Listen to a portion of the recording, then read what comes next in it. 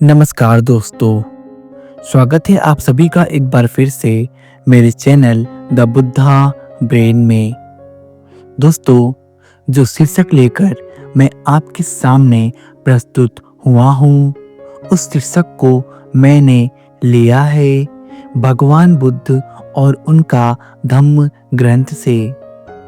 आज के अपने इस वीडियो में हम जानेंगे कि हम भगवान बुद्ध को कैसे देख सकते हैं। आज के समय में भी हम भगवान बुद्ध के दर्शन कैसे कर सकते हैं। वीडियो में अंत तक बने रहिए और यदि ये वीडियो आपको पसंद आए, वीडियो को लाइक और शेयर अवश्य करिएगा। एक समय की बात है, भगवान बुद्ध राजगृह के महावन में कल्दक निवाक में ठहरे हुए थे। उस समय कल्दक निवाक में एक भिक्षु रहता था जिसका नाम वकील था। वकील को कोई भारी रोग हो गया था। उस रोग से ग्रसित होने के कारण उसका शरीर छीण भीड़ हो गया था और वे दुर्गति में पड़ा हुआ था। स्थविर वकील एक कुम्हार के छाए हुए स्थान पर पड़े हुए थे, रोगुण पीड़ित भयंकर बीमारी से ग्रस्त। तब स्थविर वकील ने अपने उप स्थापकों को बुलाया और कहा, मित्रों, यहाँ आओ, तथागत के पास जाओ, वहां जाकर उन्हें मेरा प्रणाम करना। फिर भगवान से कहना कि भिक्षु वकील रोगुण है, पीड़ित है और भयंकर बीमारी से ग्रस्त है। वह तथागत के चरणों की वंदना करता है। और तुम यह भी कहना कि भगवान, यह अच्छा होगा यदि आप वक्कली पर दया करके उसे देखने आने की कृपा करें। भगवान बुद्ध ने जब यह बात सुनी तो मौन रहकर स्वीकार किया। तद अनुसार तथागत चीवर पहनकर, पात्र चीवर हाथ में लेकर वक्कली को देखने के लिए चल दिए। जब भगवान बुद्ध वहां पहुंचे जहां वक्कली था, वक्कली ने दूर से ही तथागत को आते देखा। उन्हें देखकर स्थविर वक्कली बिस्तर पर ही हिलने और डुलने लगा। जब भगवान बुद्ध ने देखा कि वक्कली अपने बिस्तर पर हिल और डुल रहा है, तब तथागत ने वक्कली को कहा, स्थविर वक्कली, हिलो और डुलो मत, आसन सज्जित है, मैं इस पर ही बैठूंगा। तब वे बिछे आसन पर विराजमान हुए। बैठकर तथागत ने वक्कली स्थविर से कहा, वक्कली, मैं समझता हूँ कि तुम अपने कष्ट को सहन कर रहे हो। मैं समझता हूँ कि तुम बड़ी सहनशीलता से काम ले रहे हो। अब तुम्हारी क्या पीड़ा है? क्या तुम्हारी पीड़ा घट रही है? यह बढ़ तो नहीं रही है ना? इसके घटने के लक्षण हैं, बढ़ने के तो नहीं। तब वक्कली ने कहा, भगवान, नहीं, मैं इस पीड़ा को सह नहीं पा रहा हूँ। मैं सहनशीलता से काम नहीं ले पा रहा हूँ क्योंकि मुझे तीव्र वेदना हो रही है। कष्ट घट नहीं रहा है। कष्ट के घटने का कोई लक्षण भी नहीं दिख रहा है, केवल कष्ट के बढ़ने का ही लक्षण है। जब भगवान बुद्ध ने वक्कली की यह बात सुनी, भगवान बुद्ध ने वक्कली से प्रश्न किया, वक्कली, क्या तेरे मन में किसी प्रकार का कोई संदेह है? क्या तेरे मन में कोई अनुताप है? वक्कली ने कहा, नहीं भगवान, मेरे मन में न किसी तरह का कोई संदेह है, न कोई अनुताप है। बुद्ध ने फिर से प्रश्न किया, तो क्या कोई ऐसी बात है जिससे तुम अपने सील की ओर देखकर अपने आप की ही घृणा करते हो? वक्कली ने कहा, नहीं भगवान, ऐसी कोई बात नहीं कि मैं अपने सील की ओर देखकर अपनी घृणा करूं। मैं अपने सील का भली भांति पालन करता हूँ। बुद्ध ने फिर प्रश्न किया, तब भी वक्कली, तुम्हें कुछ चिंता अवश्य होगी, कोई न कोई अनुताप अवश्य होगा, क्योंकि जब हमारे मन में कोई चिंता, कोई अनुताप होती है तो उसका प्रकटीकरण हमें वेदनाओं के माध्यम से मिलता है। यदि तुम्हारे मन में कोई अनुताप है, कोई चिंता है, तो मुझे बताओ। हो सकता है कि मुझे बताने से तुम्हारा मन हल्का हो जाए और तुम्हारी वेदना शांत हो जाए।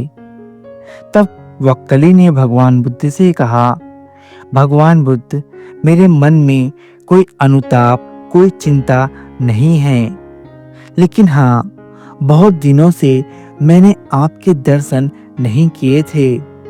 मैं बहुत समय से तथागत के दर्शन करने की कामना कर रहा था, लेकिन तथागत के दर्शनार्थ आ सकने की मेरे शरीर में ताकत नहीं थी। यही मेरी मनसा थी।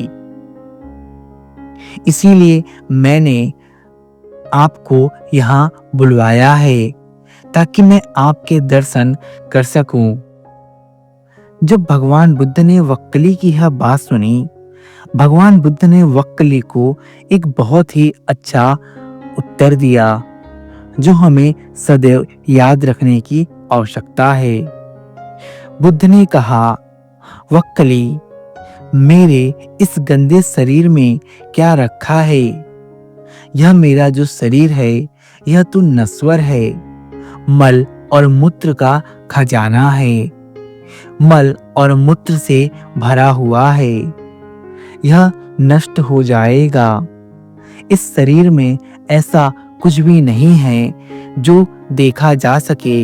यह रोग, बीमारी, दुख, दौड़, मनुष्य का घर है।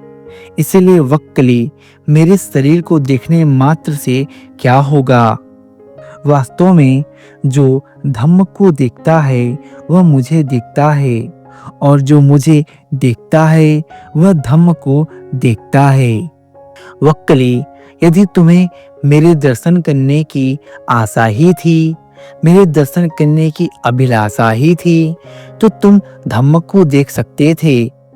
जो धम्म को देखता है वो तथागत को देखता है, जो तथागत को देखता है वह धम्म को देखता है। मैं अपने धम्म में, अपने सधम्म में ही विराजमान हूँ। मुझे और कहीं खोजने की आवश्यकता नहीं है।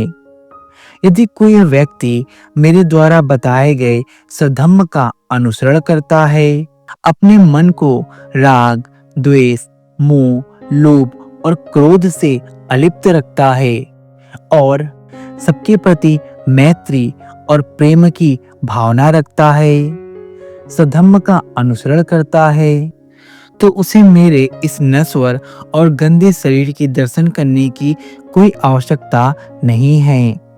यह शरीर नश्वर है, नष्ट हो जाएगा। मैं आज हूँ, कल नहीं रहूँगा। लेकिन यदि कोई वास्तव में तथागत को जानना चाहता है, वास्तव में तथागत को देखना चाहता है, तथागत के दर्शन करना चाहता है, तो उसे चाहिए कि वे सधम्म का आचरण करे।